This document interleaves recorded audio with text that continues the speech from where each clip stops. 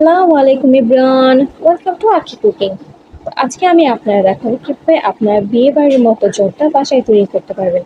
তো অনেকে বলে যে আপু আমাদের জর্দাটা একদম বিয়ে বাড়ির মতো ঝরঝরা হয় না, দেখা যায় যে অনেক সময় বেশি নরম হয়ে যায়, আবার অনেক সময় দেখা যায় যে জর্দাটা অনেক বেশি শক্ত হয়ে থাকে। তো আমি আপনাদের পারফেক্ট কিভাবে জর্দা তৈরি করতে পারেন সেটা শেখাবো।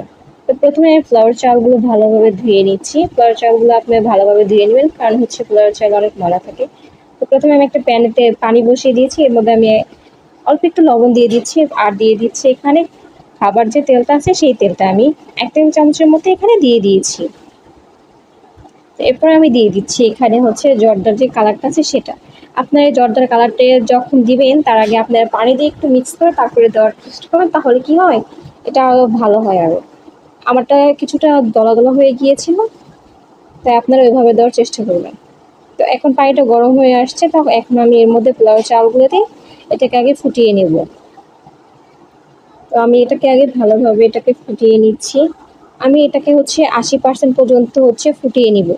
আমি দেখিয়ে দিচ্ছি, দেখুন কত সুন্দরভাবে এটা হচ্ছে ঝরঝরা হয়ে গিয়েছে। যেহেতু আমি তেল ইউজ করেছিলাম তো এটা ভালোই ঝরঝরা হয়েছে। আর আপনারা বেশি সিদ্ধ করবেন না। তা আমি আরেকটা প্যানে হচ্ছে ঘি দিয়ে নিচ্ছি, আমি বেশ অনেকটা পরিমাণে এখানে ঘি দিয়ে দিচ্ছি, কারণ আপনার হচ্ছে জর্দাটা ঘি দিয়েই রান্না করতে হয়। এখন আমি দিয়ে দিচ্ছি এলাচ, দারচিনি, লং আর হচ্ছে তেজপাতা। তো এগুলো দিয়ে দিয়েছি। এখন আমি এর মধ্যে দিয়ে দিচ্ছি আমি যে পোলাওয়ের চাউলটা হচ্ছে সিদ্ধ করে রেখেছিলাম সেটা এখন আমি দিয়ে দিব। তো এরপর আমি এর মধ্যে দিয়ে দিব হচ্ছে 1 কাপ পরিমাণের মতো চিনি। তো চিনিটা হচ্ছে আপনারা ঠিক কতটা পরিমাণে মিষ্টি পছন্দ করেন সেই উপর ডিপেন্ড করে। আপনারা চিনিটা আপনাদের নিজেদের পছন্দ অনুযায়ী দিয়ে নেবেন। এখানে আমি 1 কাপ পরিমাণে দিয়ে নিয়েছি, যেহেতু আমি চাউলটা হচ্ছে 1 কাপ পরিমাণের মতো চাউল নিয়েছিলাম। তো এখন আমি এর মধ্যে দিয়ে দিচ্ছি হচ্ছে মালটার রস।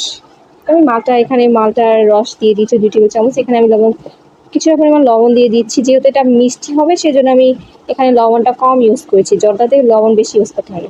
তৈরি হয়ে গেল আমার মজাদার বিয়েবাড়ির স্বাদের জর্দা। এখন আমি